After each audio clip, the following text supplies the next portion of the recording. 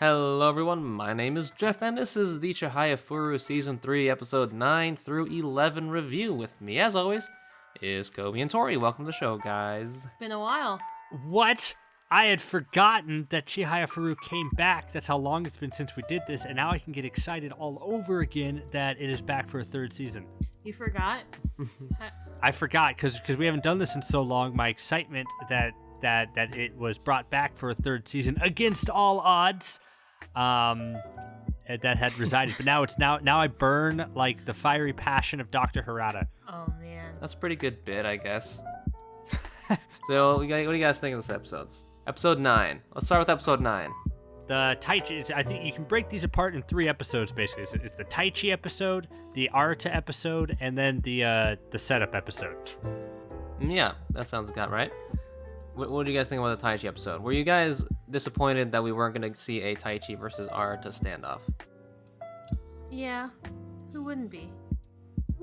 That was a surprise, very surprising to me, actually, because they were setting it up like, this was his final chance. Yeah. But, I mean, obviously this isn't his final chance, even though he has one more year, and even though they're saying, he's gonna be so busy with, med school applications next year. I mean, come on, this is Taichi. His superpower is that he's a genius and super good at balancing school and karuta. So you guys know he's gonna try again next year, right? Even though he has to work his ass off even more.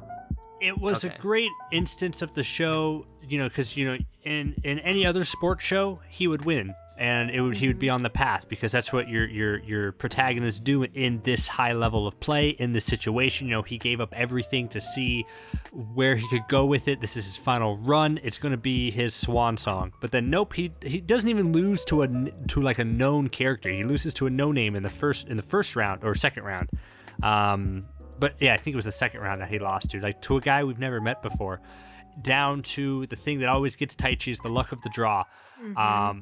And that's so fitting for him, because paired with Dr. Harada's story in this episode, it sets Taichi on just this brand new path that I think is most interesting for his character and what he needs to grow.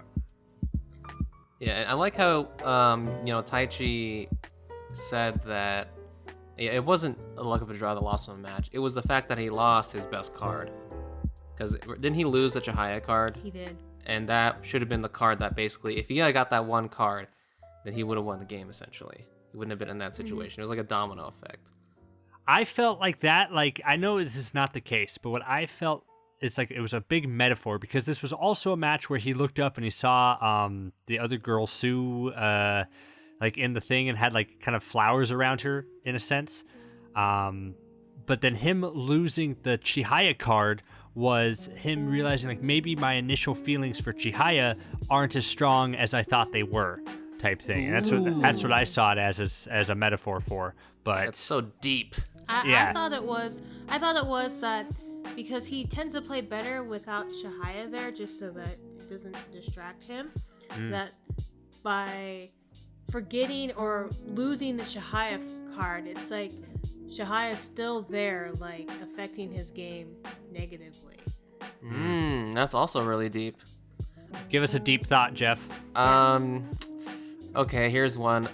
Him losing the Chihaya card at the most crucial moment means that he's lost Chihaya as a love interest forever. That's basically because now. You take an extreme version of what I said.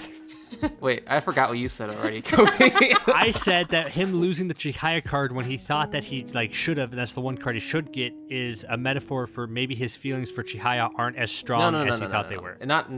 That's not what I was saying.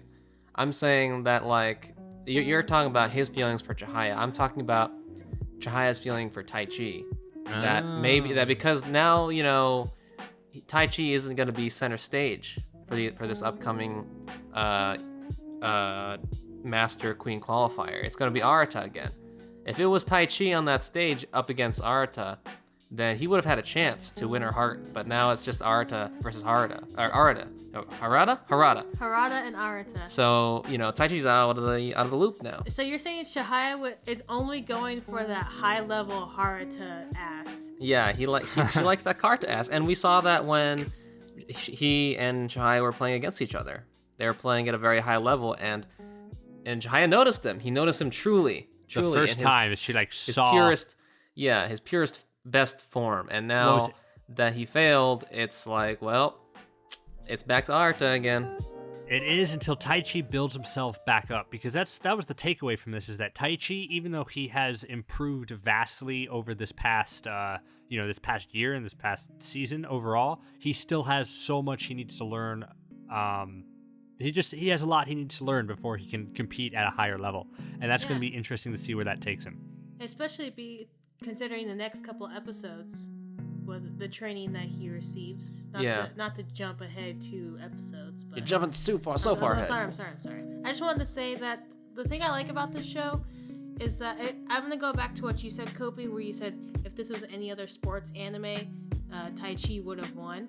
I like how realistic this show is. It doesn't seem to dramatize anything or Dramatize anything? It dramatizes everything. No, I mean, because in the drama, it's like all built up in suspense. I mean, it's like built up towards the main character, but the characters are so good that even if our main characters aren't in the show, which is realistic, it's like ideally Taichi wasn't the best in that room, and he might have worked really hard for 1 year, but he wasn't the best player. We know that for a fact.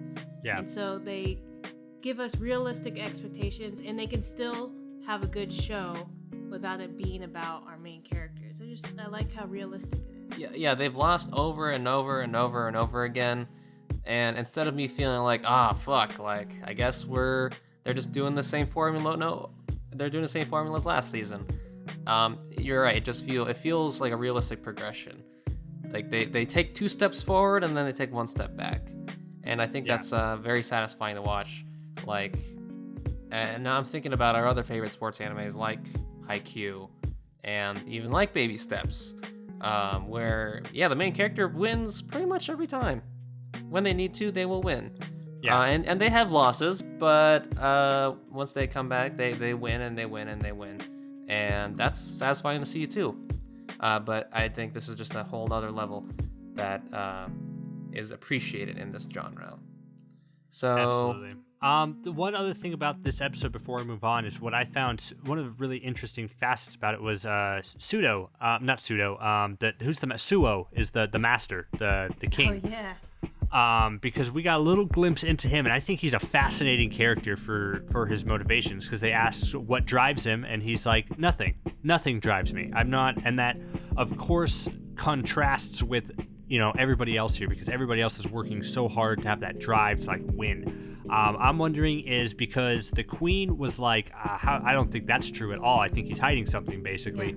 Do you think he has a hidden motive of what drives him, or do you think he stands in contrast to the other characters of really having nothing motivating him to win? I think I don't think he's the type to hide anything. So I think I would take him at his word, and yeah, I guess it just makes sense from a story perspective, because as you said, there is this big contrast between this undefeated champion and these other characters, where the other guys care so much about the sport, where in contrast to him, he doesn't seem to care as much. And I guess that's also supported by the fact that he says that after his 5th win in a row, he's just retiring from the sport. And I feel like if someone really cared and loved about karuta, like even if they won or even if they lost, you'd be like a Harada. You would continue to play your heart out until your heart out. Yeah. You play your heart out until basically you die, because that's how much you love the sport. But I do get that sense that I think Suo is genuine in his assertion that he has nothing motivating him, which is why he's gonna retire soon. Yeah, I hope that was the type of character that we've never had, and so they brought that to the show. Yeah, he brings an I love the dynamic between him and the queen. I just like how they operate together, and I think he's just generally super funny as a character, but also really scary, like in his cards of play. So he brings an interesting dynamic to it. Besides starting up shit, why do you think, or is there any other motives why you think the queen and the king, or the king and the queen and the master were there? Yeah, he seemed like he was there for a very specific reason, but. And then he's just like, "Oh, I'm just here to mess around," but it must be. Oh, I got a reason. Okay. Here's my reasoning. Okay. So he goes to the match, right? Yeah. And he talks to Arata very briefly, and he says, you're pretty good, but you're not gonna beat me, right? Right. So I think he was there to see if there's any competition, to see if there's a chance that he would actually lose his title of being a master. So when the queen asks him what motivates you to play karuta, he says nothing, because he has nobody on his level to play against.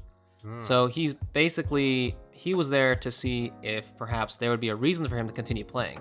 If there was a chance that he would lose and feel that thrill of, maybe growing in the sport again and, beating this newfound rival. But because he found nobody, his answer to her question is that nothing motivates him to play. So you're saying, what we really need for Suo in general down the line is a match that's like ping pong the animation, where basically he needs to grow to learn to love the game again while playing it. You need someone to challenge him. Yeah, someone to bring out the best of him. And that makes sense from a story perspective, because that's the point of the show. It's like you play well, you play your best when you're up against someone who's trying their hardest against you no matter what, and that's when this game is truly fun. So yeah, you're right. I feel like that's the path we're going down. And that would mirror the queen's motivation too, because she felt that way as well. I was about to say, isn't that her exact motivation? So I don't think that's his motivation. But that's why he brought her along, because he knows that she feels the same way that he does. Oh yeah, that reminds me. Because he was the reason why she came in the first place. He basically, maybe he was doing it as a favor to her, so that maybe she could get hyped up about the game. And if I'm not sure actually. Chihaya wasn't at that tournament, right? So I don't know the queen. I don't know if the queen felt hyped up when she went to that tournament that Suo brought her to, but I think that was why he brought her, because he knows that she feels the same way. Like, because they're kind of two sides of the same coin. They're both top of the karuta society, and they both don't have any mentors. They don't really belong to any societies.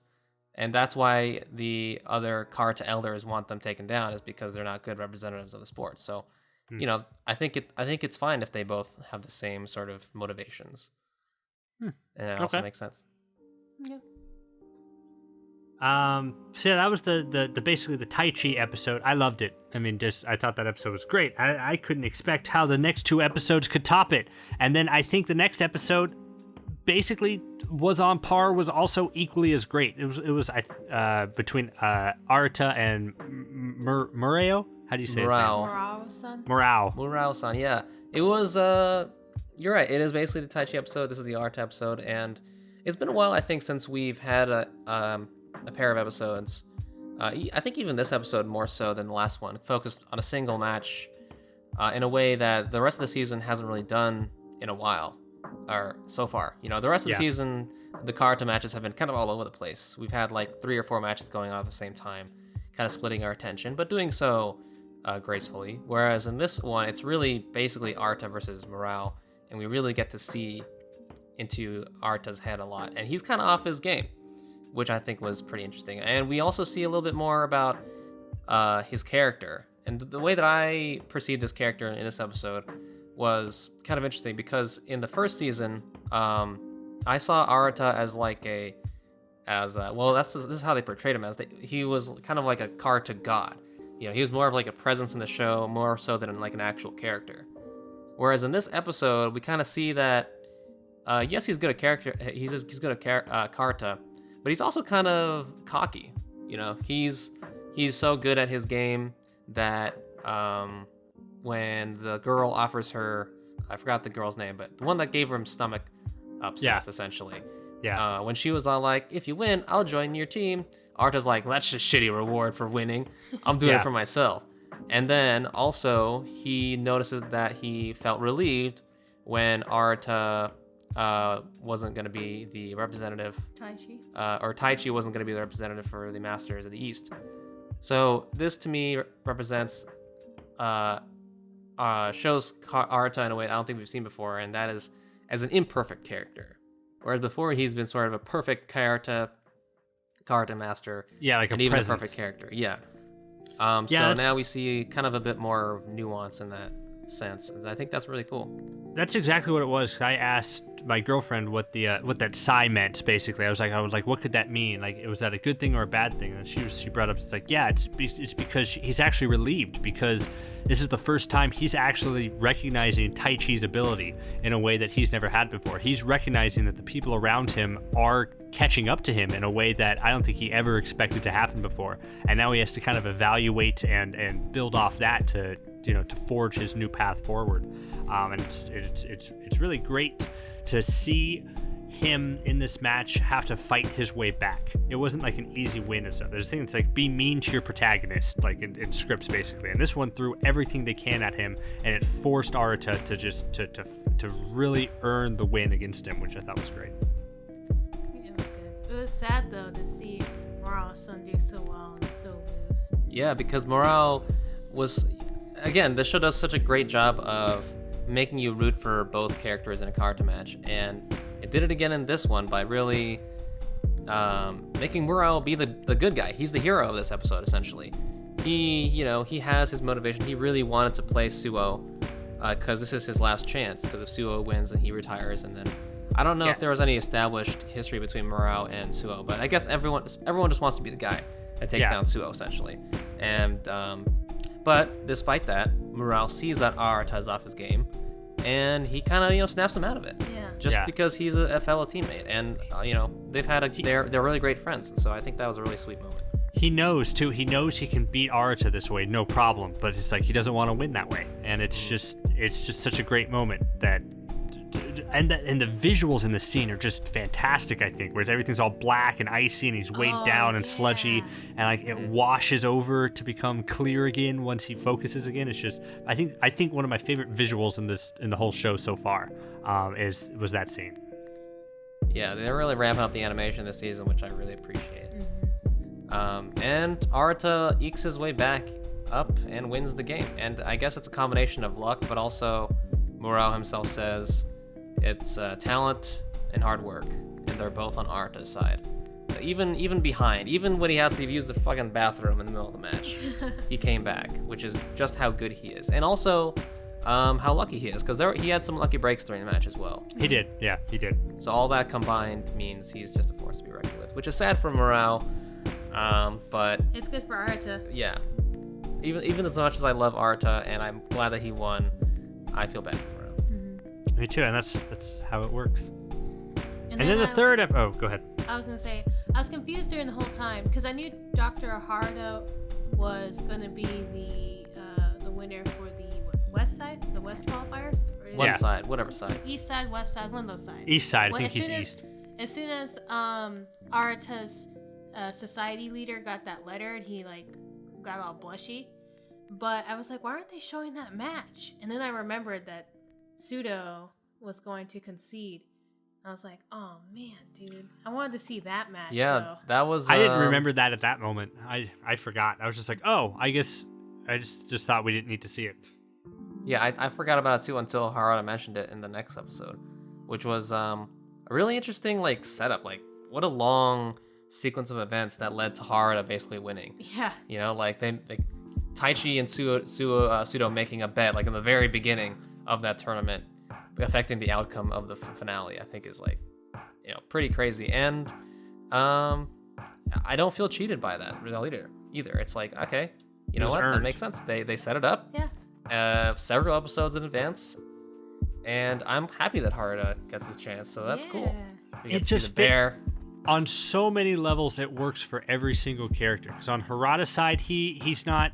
He maintains his attitude, just like, of course I would have won anyway, but it was nice anyway. Mm-hmm. By Taichi, it was in a place where he was hurt, he was reeling from his loss, and Dr. Harada was just like, this was because of you that I'm here, so let's win together.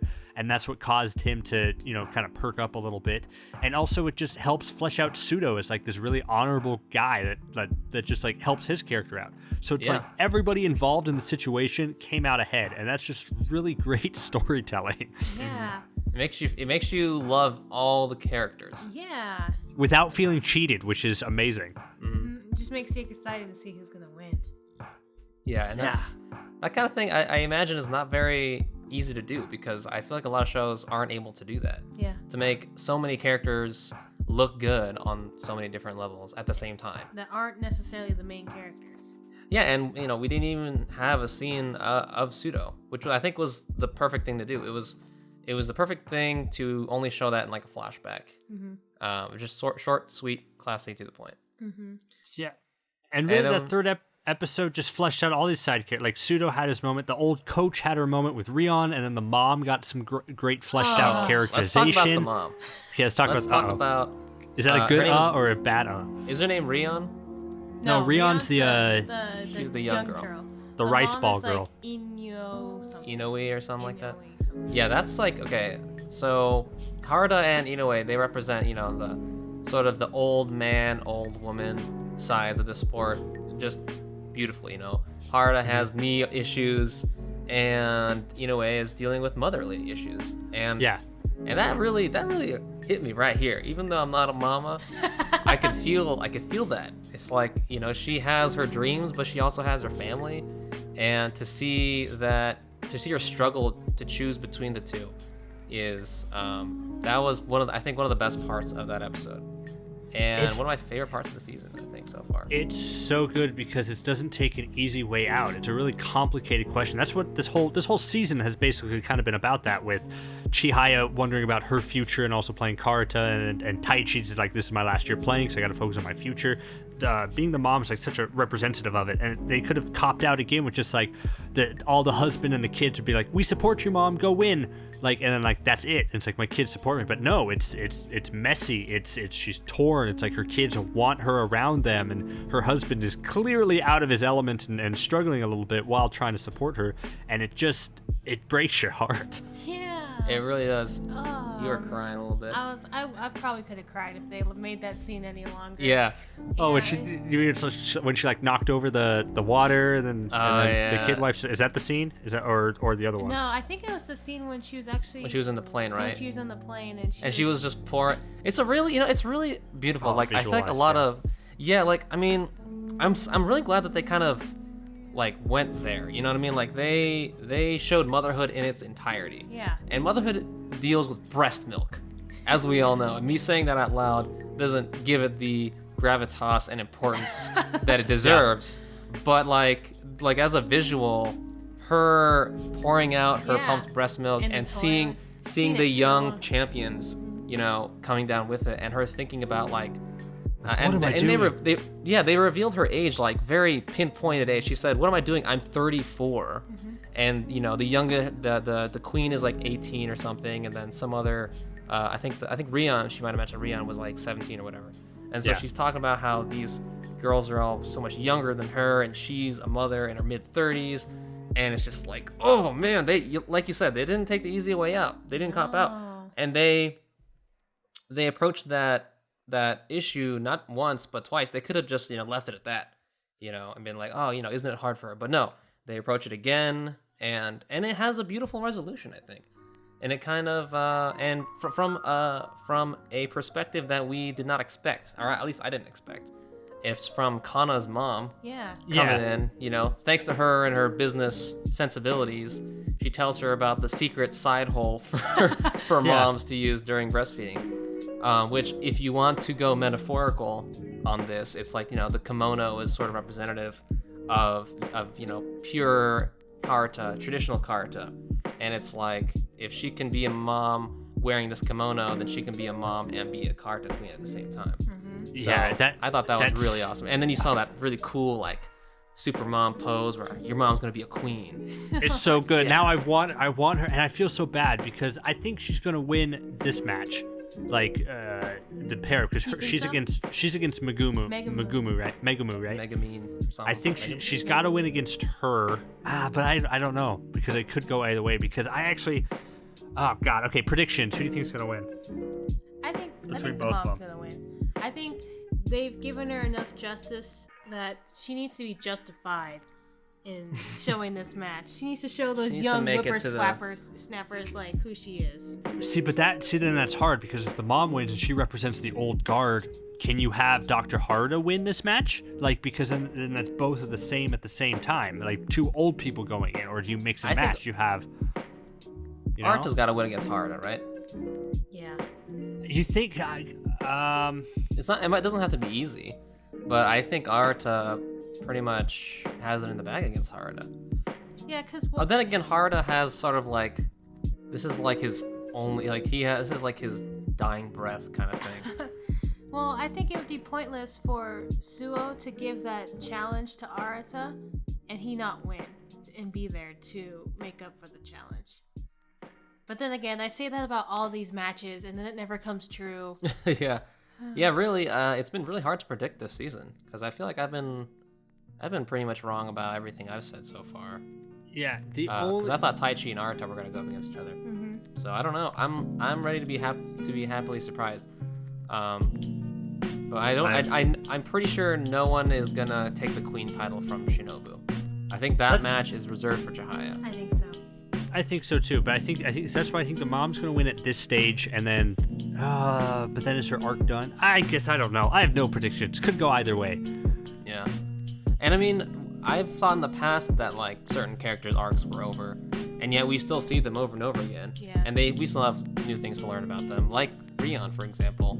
I think if Rion wasn't in season 3, that would have been totally fine because it was like her little mini arc about like kind of coming into herself and playing her heart out.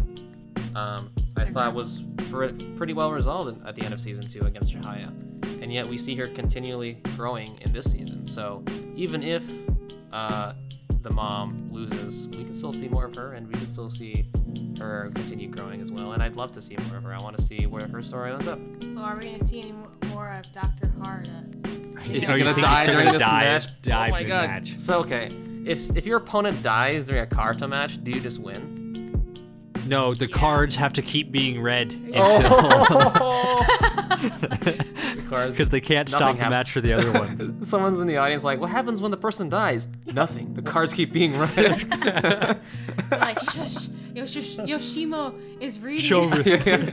Show respect like, to your "Help me. opponent." He's like, I'm dying. We Someone can't. call Sorry. 911. I'm dying. Dr. Harada like being really he has a disrespectful gruesomely- right now. He just has like a gruesomely violent death, blood, coughing blood all over the cards, and they can't do anything. He rolls over the cards. He rolls over the cards, and they're like, "Oh, you committed a double fault." Yeah, that's a double fault. That's a triple fault. Oh man. Wouldn't that be a way to go? Ooh. No. I always imagine like if shows did that, like not just this show but any show. If has there ever been a show that's just taken a drastic change in tone, like for no reason? Like I wouldn't know any, especially not an anime. yeah, I don't It's not know. of this caliber. I mean, I don't want them to do it for the show, but Well, it would be crazy. Kobe, how far have you read into the manga? I read a little bit. I read pretty far, but there's a ton. Like I don't remember any of this. Okay. All right. Like So it's a what I surprise. thought happened before wasn't going to happen, and I think they added some stuff. Like I'm pretty sure this class trip, like with them going to the 100 Poems Museum. I don't think that was in the manga, but maybe I'm wrong. But because I literally had no recollection of that whatsoever. Damn. So, I guess what else happened this episode? I like that Chihaya was acting like Suo. Oh man, that was. Oh, that was hilarious. Yeah. That was so fun. Are you wish- class A? Yeah, I wish Taichi acted a little bit better as Arata. That would have been fun. But I guess that makes sense that he's not that good at. Acting. That's not his playstyle. We also got the most Japan, I guess, thing imaginable, where her cousin comes over to tutor her, And starts and hitting then on her. and he thinks that it's like, oh, we're in love now. That's weird, man. What is that? What's up with that? What's up with that? Like, I don't know. are they first? I mean, it doesn't matter, I guess, what kind of cousins they are, but that's a little weird. Yeah, that was weird, but Yeah. I don't know what versions of cousins are there. Can you be someone's cousin and not be technically related by blood? I mean, I don't Isn't know if that a thing Japanese in people anime, do though? that. Yeah, is it? I don't know. I don't watch your kind of anime, 'Cause Coby. it- What kind of anime you watch? I keep sending you links. You don't ever watch them. I leave them on view. I mean, I have Yeah. very close family friends that I call cousins because they're just basically my cousin. Mm-hmm. But I don't know if Japanese people do that. Because I don't know why the mom would say that. Leave us a comment below about what you think Japan's. What is their stance on inter-cousin marriage? When they say the slash- word cousin, What do does they it mean mean? related, not related? Question. Yeah, maybe it's just a weird translation. You know. A weird translation, yeah. They should have had those little translator notes. Like Keikaku means plan. Cousin means family friend. Means tutor. Yeah, I love that when Chihaya was just like, Dr. Harada, I'll help you any way I can, and he's like, no, that's okay, you don't have to. But then his thought bubble was like, you are not versatile enough for this. Like, you can't. Yeah. But I think it's cool that she's not only pretending to be Suo just for Dr. Harada, but she's also learning his playstyle, and that might make her even better and like dominate the next Karuta round. Yeah, new avenues of growth always being explored in the show. Same with It's Taichi. going to help both of them. Yeah, it's going to help both of them for Taichi and Chihaya. Yeah. Okay, well, okay, so final predictions for the matches. I say Arata beats Harada. I say the mom beats other chick. Megamu. Anyone else have any I think crazy predictions, or is that it? Harada beats Arata because this is it's okay. a final push for him, and Arata has next year because assume we're all going to go another season into this in the following year, and that's going to be when Arata challenges, and I think the mom beats Megumo. So I think it is both the oldies. So old guard versus new guard. Yeah, Who's I gonna think be old the guard master and wins. Queen? Oh, You're going to challenge. I don't think either of them are going to. Ooh. No, because I don't think none of them will beat the master. Yeah. Okay. Okay. Well, anything else you guys want to say before we close it off? Well, I want to say my predictions. Oh, you had a different prediction. Okay, go ahead. So, I think. Well, I was just gonna say I think it has to be Arata. If Suo's gonna be retiring, it has to be Arata as his last match. Dude, that would be awesome. Yeah. It wouldn't be as awesome with Harada. So it has But to be. what about Arata versus Suo? Does that mean Arata beats Suo? So, because if Suo beats Arata and Suo retires, what happens to the master title? Is it just an open? Would it just? Oh, you know what? That would open up an avenue where Arata and Taichi could compete for the master title, like straight up. If that's how it works, where if Suo retires his seat, there's no master, so the next qualifier is basically just turn into like a master final show. Whoever wins becomes a new master kind of thing. It could work, and that could be the final. Yeah, that makes sense. Okay. Sure. I mean, I don't know if that's how it works, but do we really want Suo to win over Arata? oh, that would be very interesting, right? Because Arata basically, I mean, we've seen Arata lose in the past, but we haven't seen him lose in an important capacity, I suppose you could say. Yeah.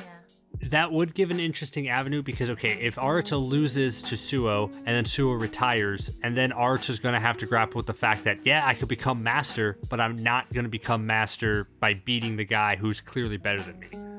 And that's an interesting dynamic to follow. It would disgrace his grandfather. His grandfather would hex him from the grave. Mm-hmm. Okay. Okay, I like that. That Okay. Suo Doesn't matter wins. because Arata's not beating Dr. Harada.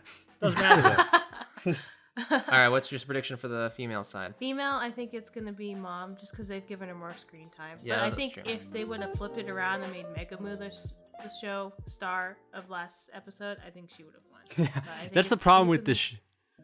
The problem with the show is that you don't know if they give screen time to characters because they're about to win or because they're about to lose. Like, could be either or. Because then it would be more defeating if she. I will say though, like I know I said earlier that like characters' arcs sort of end when you think they end, but then they continue. We haven't really seen much of Megumin's arc lately, and I feel like her arc is pretty much done, right? Because we kind of her arc was all about like, I'm not really into this sport. I'm just playing it because blah blah blah, and now she's playing it because she really loves it. So is there any more? Can you really explore her character anymore beyond that? No. Not as I would say- interestingly as the mom, I guess. Definitely not. Yeah. Yeah, so I think that means Mom's gonna win. Mom's gonna win, but yeah. Versus the queen. I think the Queen's not gonna. The Queen's gonna win. Shinobu. Shinobu has to verse Chihaya. Yeah, makes sense. Oh man, that means there's still so much for this show to go, and that means the next time we have season 4, we're gonna be in our 30s. Yeah, there's and gonna we'll be be a back talking about it. Unless we build up the hype and convince him to do a season right 4, away. Yeah, right away. All right. Well, I've got nothing else to say. How about you guys?